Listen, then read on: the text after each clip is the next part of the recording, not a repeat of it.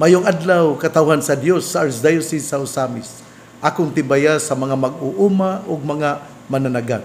Ako pong tibaya sa mga sikad-sikad drivers, sa ato nga mga karinderya nga nagluto ang ato nga mga kusinero-kusinira.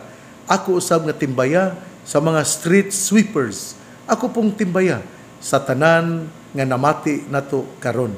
Salamat sa inyong pagpatalinghog. Salamat sa inyo nga pagdasig aron kami usab magpadayon sa among pagpamalandong. Adlaw karong Miyerkules, Abril 9, araw ng kagitingan. Dinatong gihandom ang ato nga mga sundalo nga midipinsa o nagpakamatay alang sa atong nasod. Nindot kayo no? Nga dunay nagpakamatay aron mo dipinsa o muhatag kanato kalinaw. Ang pangitabo karon sa atong nasod, din ang ato nga former president gidakop og ato karon nagtingkagol sa prisuhan sa International Criminal Court. Nahiuyon ba kini sa hustisya? Kamo ang muhimo sa desisyon. Kamo ang mamalandong. Kitang tanan mamalandong kung angay ba nga siya taralon sa hukmanan sa International Criminal Court. Atong pamalandungan o atong iampo ang usag-usa. Ang ako usab nga kanang timbaya sa tanan nga gasaulog silang adlaw natawhan karong adlaw. Sa mga gasaulog sa ilang mga anibersaryo, hingamon usab akong timbaya sa mga anaa sa ila nga mga panimalay, labi na gyud ang mga mama karon nga galungag, mama karon nga gahalad silang kaugalingon din nga sa ilang mga anak pinagi sa pagpangandam sa pagkaon. Ako usab nga timbaya niadtong mga mag-uuma ha, yan ang naa sa kabukiran karon. Salamat kayo. Timbaya pud nako sa mga katawhan diya sa Kapatagan, Lanao del Norte, sa tubod Lanao del Norte, dinha sa Baroy, dinausab sa Malingaw, ang ako nga mga igagaw dinha sa Malingaw, mga Ibo family, ako usab nga timbaya. Ako pong timbaya dinha sa taga Aurora, dinha sa Aurora, Zamboanga del Sur, sa Tukuran, Zamboanga del Sur, dinausab sa Margo sa Tubig, dinausab sa Mulabi, dinausab sa Mahayag, dinausab sa Josefina, mga madre sa Josefina, nga mao ang mga Purclair Sisters sa Josefina. Ako pong timbaya dinha sa Malaubang, mga katawhan sa Malaubang, uban sa mga madre, mga contemplative sisters sa Carmelite Sisters. Ingman usab timbaya sa atong missionary sisters of Our Lady of the Triumph of the Cross nga gipanguluhan ni Sister Abby. Ingman usab sa St. Joseph Sisters dinhi sa Archdiocese sa Osamis, uban ni Sister ni Bano, Sister Aida Bano. Ingman usab sa mga Mercy Sisters, sa tanan nga mga madre nga ania sa Archdiocese sa Osamis. Ninyong tanan ako miingon, mag-inampo ay ta. Unya, muhalad ta sa itong kaugalingon nga puno sa kinasingkasing nga pagpag-alagad ngadto sa katawhan. Mao man ang atong gipili nga kinabuhi. Ang paghalad sa santos nga misa, ang pag-ampo sa katawhan. Ug sa itong paghalad sa santos nga misa, atong gidala si Jesus ngadto sa katawhan. Ilabi na sa mga labing suok ug labing lisod nga ulusganay na gali nga adtuan sa ato nga mga haligi sa ato nga probinsya. Atong adtuan kay sila nagkinahanglan sa atong pagpang-alagad. Ang atong ebanghelyo karon, atong kutloon sumala sa ebanghelyo ni San Juan. Busa mingon si Jesus sa mga Hudiyo nga nanuo kaniya, kung tumano ninyo ang akong pagtulunan, tinuod gayod nga kamo, akong mga tinunan. Mahibalo kamo sa kamatuoran, ug ang kamatuoran, magahatag kaninyo kagawasan. Sila mitubag, mga kaliwat kami ni Abraham, ug wala pa gyud kami maulipon ni bisan kinsa. Busaon sa may buot mong ipasabot sa imong pag-ingon nga kami makabaton og kagawasan. Si Jesus mingon kanila, sultihan ko kamo, ulipon sa sala ang tanan nga makasala. Ang ulipon dili kanunay sakop sa panimalay. Apan ang anak kanunay sakop sa panimalay. Kung ang anak maghatag kaninyo kagawasan, mahimo gayud kamo nga mga taong gawas. Nasayod ako nga mga kaliwat kamo ni Abraham, apan nagtinguha kamo sa pagpatay kanako. Kay dili man kamo mudawat sa akong pagtulunan. Nagsulti ako sa gipadayag kanako sa akong amahan, apan nagbuhat kamo sa gisulti kaninyo sa inyong amahan. Sila mitubag kaniya, si Abraham ang among amahan. Apan si Jesus mitubag, kung tinuod nga mga anak kamo ni Abraham, buhaton unta ninyo ang iyang gibuhat. Ang gibuhat ko lamang mao ang pagsulti kaninyo sa kamatuoran nga akong nadungog gikan sa Dios. Apan nagtinguha kamo sa pagpatay kanako. Wala magbuhat og sama niini sa Abraham. Nagbuhat kamo sa gibuhat sa inyong amahan. Sila mitubag, dili kami mga anak sa gawas. Usaray among amahan ang Dios. Si Jesus mitubag kanila, kung ang Dios mao pa ang inyong amahan, inyo unta akong higugmaon. Kay gikan man ako sa Dios, ug karon ako ani adinhi. Wala ako muanhi sa kaugalingon kong pagbuot, kundili gipadala ako. Ebanghelyo sa atong Ginoo, daygon ikaw o Kristo. Ang atong ebanghelyo karon maanindot yun kaayo. Gahatag yung ganato o katinawan kung kinsa ang mga sumusunod og tinunan sa atong Ginoo. Ang ebanghelyo mingon, kung tumanon ninyo ang akong pagtulunan, kamo akong mga tinunan. Nindot kayo nino, kaya bitang doing the commandments. Kinigyon murag, dagan yun ang musupak ani. Kaya mingon man sila nga, kinahanglan yun nga atong hatagan o maayo nga panghunahuna ang bahin ang balaod. Pero giklaro man ni Jesus din kung tumanon ninyo ang akong pagtulunan, kamo akong mga tinunan. Kaya bitang gahimo sa iya nga mga pagtulunan, mao ang iya nga mga tinunan. Mamalandong ta sa itong kaugalingon, labi na gyud sa mga kababayan. Ningon na itong Ginoo nga kinibitaw, life is precious. Nga ang kinabuhi balaanon og usa kabutang nga bililhon. Pero nga naman nga kusog pa man kaayo ang aborsyon. Nga naman nga gipatigbabaw mahinuon ang lawas nung kalipay ug dili ang responsibilidad.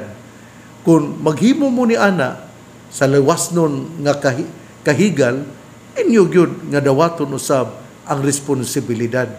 Dili kay kung magmablos na, itaktak ang bata, dili hatagan og kagawasan aron makakita sa kahayag. Patyon lang dayon, kaluoy po sa bata. Muna nga, dili day kita nahimong tinunan kung wala nato buhata ang pagtulunan nga gitudlo kanato sa atong manunubos. Para po sa mga lalaki, ang mga lalaki ako yung ingnon nga kanabitang ato yung pamalandungan, dili lang ang kahigal, kanabitang dili lang ang kanabitang pangandoy nga maangkon ang lawas sa usa ka babae. Nya wala tay responsibilidad, dili ta mo angkon og responsibilidad. Nya hinuon kung mamugos yun ang babae nga makigminyo, tamparoson, kulatahon o uban pa patyon. Muna nga dili yun maayo. Kung imo kining gihimo, tamparos nimo imong giabusuhan ang babae, imong gipatay, wala yung katinunan sa tong Ginoo. Wala yung ka magsubay sa mga pagtulunan ni Kristo. Nindot kayo nino? Kung ikaw, mamahimo lamang na kung tinunan, kung ikaw, gabuhat sa mga pagtulunan ni Kristo. Hinauton ta nga kini atong hinumduman. O nipadayon pa yun ang atong Ginoo nga mingon nga, truth will set you free. Ang kamatuoran, mo'y maghatag kaninyo kagawasan. Ato gining hinumduman, ha? Kung kadang taghan kayo ang mibatikos ni Duterte nga karon anaa sa karsil sa International Criminal Court atong pamalandungan kung tinuod ba gayud nga nakadaot sa nasod ang iyang pagka-presidente. Atong pamalandungan unsa man po'y gihimo sa mga drug addict ngadto sa ilang mga katawhan nga ilang giabusahan. Okay ra di ay kung ang drug addict mopatay, okay lang di ay kung ang drug addict manamastamas, mangnugos, okay lang di ay kung ang drug addict manunog sa mga balay, okay lang di ay kung ang drug addict mao ang mangawat sa mga butang dina sa panimalay. Gipaningkamutan biya ni Presidente Duterte nga mahatagan og kalinaw.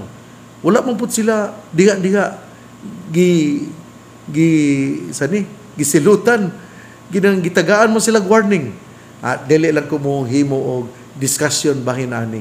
Ang punto nako mao nga ang kagawasan, ang kamatuoran mo'y muhatag kanato kagawasan. Kumusta man ang inyong lungsod? Kumusta man karon ang ato nga dakbayan sa Osamis? Kaniadto, kumusta ba di ay ang dakbayan sa Osamis? Kaniadto, kumusta ba di ay ang probinsya sa Misamis Occidental? Karon, kumusta man di ay ang inyong tagsa-tagsa ka probinsya? Anaa ba ang malinawon? Wala ba disiplina ba sama sa gidisiplina ni former President Rodrigo Duterte? Ato kining paminawon o atong pamalandungan. Ako kining nasulti tungod kay ang atong ebanghelyo gaingon man ang kamatuoran mo'y maghatag kanato kaluwasan. Ipadayon pagyud siya.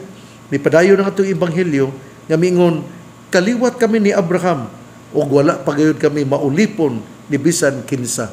Kana bang sa lakton nga pagkasulti sila miingon nga tungod kay kami kaliwat ni Abraham, gisaaran mo gud si Abraham nga kining your children's children will be as numerous as the stars.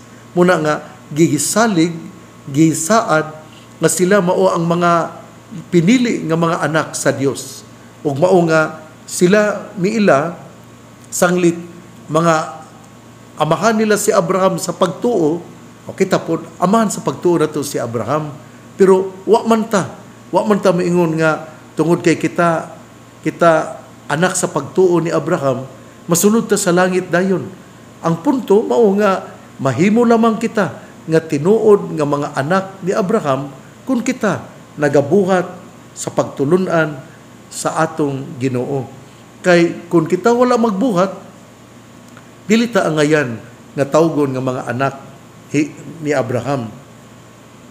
Ug ang ebanghelyo mipadayon pagyud pag-ingon nga ang ulipon sa sala mao ang tanan nga mga makasasala.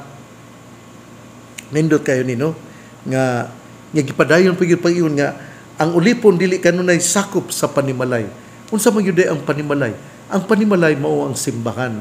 Kung kita makasala, murag kining ato di ay nga giputol ang ato nga pakiglambigit dinha sa simbahan. Pero ang ato nga simbahan wala man muhukom dayon. Doon na pamaygit mauman bitaw nga niya kita sa kwarisma aron kung kita makasala mga kitag pasaylo sa Ginoo, mukumpisal kita. Akini pong confession mo kini ang pagtulunan sa mga Katoliko Romano. Kamo nga dili Katoliko, ay lago mo pagpukumpisal kay kining amo kining aron man mi mahatagan o kahayag na sanglit si Jesus mo ang kahayag, nangandoy kami nga makabaton og kahayag. Pinagi sa konfesyon, mahayagan kami kay didto ang pari mumaymay man kanamo, mupailaman kanamo unsa ang among nabuhat. Kung dili mo mutuo, naragod ninyo, padayon kami sa among pagtuo. Sa ito pa ay, ang ulipon sa sala, mao ang mga makasasala, o sila, wala mahisakop sa panimalay. Ipasabot nga, kung kita makasala, murag atong giputol ang ato nga talikala sa simbahan. O kini, nagpasabot nga kining wala na ta mamahimo, wala na dili na ta membro sa simbahan. Pero sanglit ang simbahan miila man gayud nga ang gugma ug ang kaluoy sa Ginoo walay sukod, mao nga anaa ang kwarisma aron kita mubalik sa Ginoo. Pero ato yung hinumduman ha, nga ang simbahan is, the church is a composition of sinners and saints. Ang simbahan dili man alang sa mga balaan lamang. Ang simbahan alang nato nga mga makasasala. Pero importante mao nga kita miila, nga kita nakasala. Unya, padayon yun ang atong ebanghelyo nga mingon ang gibuhat ko lamang mao ang pagsulti kaninyo sa kamatuoran nga akong nadungog gikan sa Dios. Sa to pa kana bitaw dinhi gyapon the unity ang panaghiusa sa amahan ug anak. Nindot kay ni nga hinumduman gyud nato nga gibalik-balik gyud ni dinhi. Nagpaila kini nga si Jesus matuod nga Dios ug matuod nga tawo. Una ha, hinumduman nato ha nga ang anak mamahimo lamang kitang tinun-an kung kita muhimo sa mga pagtulun-an ni Jesus. Ikaduha nga ang kamatuoran muhatag kanato kagawasan. Busa kinahanglan gayon nga dili lang kita muangkon nga kita sure na nga makasulod sa gingharian sa langit tungod kay kita mga anak ni Abraham. Atong hinumduman nga ang ato nga ticket para makasulod kita sa gingharian sa langit mao gayon ang paghimo sa pagtulunan sa atong Ginoo. O kita gipahayagan usab nga ang ulipon sa sala mao ang tawo nga kining nagbuhat og dautan. O tungod kay siya nagbuhat og dautan, iya nga giputol ang iyang relasyon dinha sa simbahan. Importante kaayo nga kita mahinumdum niini tungod kay ani aman kita sa siman, ani aman kita sa kwarisma. O akong ipalanog pag-usab nga sa Semana Santa pitsa 14 hangtod sa laktod nga pagasulti ang Semana Santa mao gyud ang pitsa 14 hangtod sa pitsa 19. Ya kay inikuan mahimo naman nga dunay Easter Sunday mao na nga bililhon nga panahon o akong hangyo nga dili lang ni kini Semana Santa wala bay kanang graduation nga buhaton.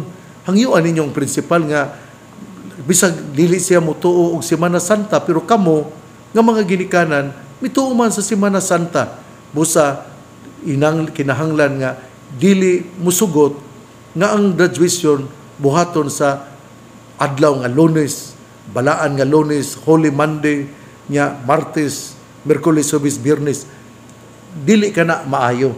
Nya ako pong ipahinumdom nga karong pitsa 15, Abril 15 sa alas 5 sa hapon mao ang Chrism Mass alang sa mga kaparian sa Archdiocese sa Osamis. O dinha usab sa pitsa 15 ako usab nga i-announce, ibutyag ang mga assignments sa atong mga kaparian. Ako gining perming gibalik-balik nga ang ato nga mga senior clergy dili maghandom o dili magpaabot nga sila ibutang sa mga dagko nga parokya. Senior naman kanang ari lang ta sa gamay nga parokya o ato yun nga lauman nga ang ato nga ibutang dinha sa mga dagko nga mga parokya aron maatiman gayud maadtuan ang labing taas, labing bukid nga kapilya mao gyud ang atong mga batan-on.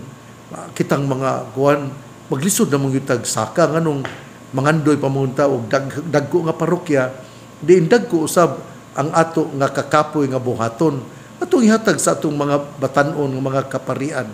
Total kita assured man ta nga makakaon ug doon na pud tay allowance mo dili lang ta maghinakog busa karong pitsa 15 mao ang paghatag og mga mga assignments sa atong mga kaparian o hinaot nga kini dawaton sa ubos sa usa ka mapaubsanon nga kinaiya. Hinaot nga mao kini ang atong mahinumduman. Mga igsuon, ang mayong balita nga moang pulong ni Hesus agayang pamation, pamalandungan ug paningkamutan nga mapuy-an. Bulahan ang tawo nga namati sa pulong sa Ginoo, sama si sa kahoy nga gitanom daplin sa usa ka sapa kansang dahon dili gayud malaya. Tempo sa timbunga siya mamunga. Igsuon, ugma na usab. Karong adlaw ani ako sa Manila aron akong istoryahan, mag-istorya kami sa Bishop-elect sa Pagadian nga mao si Bishop-elect Ronald Anthony Timoner uban usab sa Chancellor sa Diocese sa Pagadian sa Reverendo Padre Michael Cabillon o sa Vicar General nga mao si Monsignor Belstar Idyang. Kami nga upat mag-istoryahanay kay si Bishop-elect Ronald Anthony Timoner gusto man nga magpa-ordain sa pagka-obispo dinhi sa Pagadian, unya human sa ordinasyon siya install usab isip bag-o nga obispo sa Diocese sa Pagadian. Murag 2-in-1 lang na aron dili kayo dako nga gasto alang sa Diocese sa Pagadian. Natong tanan ako mohangyo, iampo ninyo kami. Mag-inampuay kita kayang pag-ampo mauman ang maghatag kanato kusog, kalig-on aron mopadayon kita paglawig alang sa gingharian sa Dios. Usbon ko, ania kita sa karisma o sa pitsa 14 hangtod sa pitsa 20, mauna ang solemne nga semana. Hinaut-unta tungod kay kini mao naman ang Holy Week, daghan ang mga schedules sa tong tagsa-tagsa ka parokya.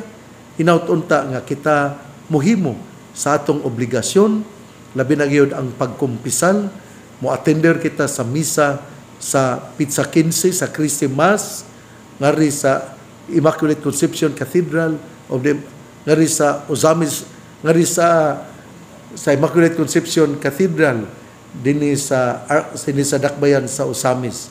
O himuon ang Christi Mass karong Pitsa 15 dinhi sa Cathedral.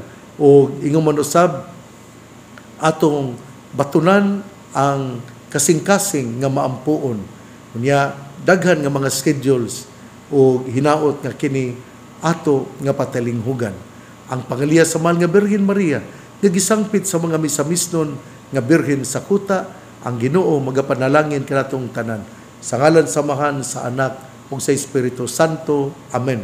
Padayon nga mag-inampuay kay ang pag-ampo mo'y mulig-on kanato aron mo padayon kita paglawig padulong sa iyang gingharian. God bless. Mabuhay tayong lahat. Adlong Miyerkules, Abril 9, gitawag og araw ng kagitingan, atong paghalad, paghatag ug pagyukbo sa mga sundalo nga midipinsa sa ato nga nasod. God bless. Mabuhay tayong lahat.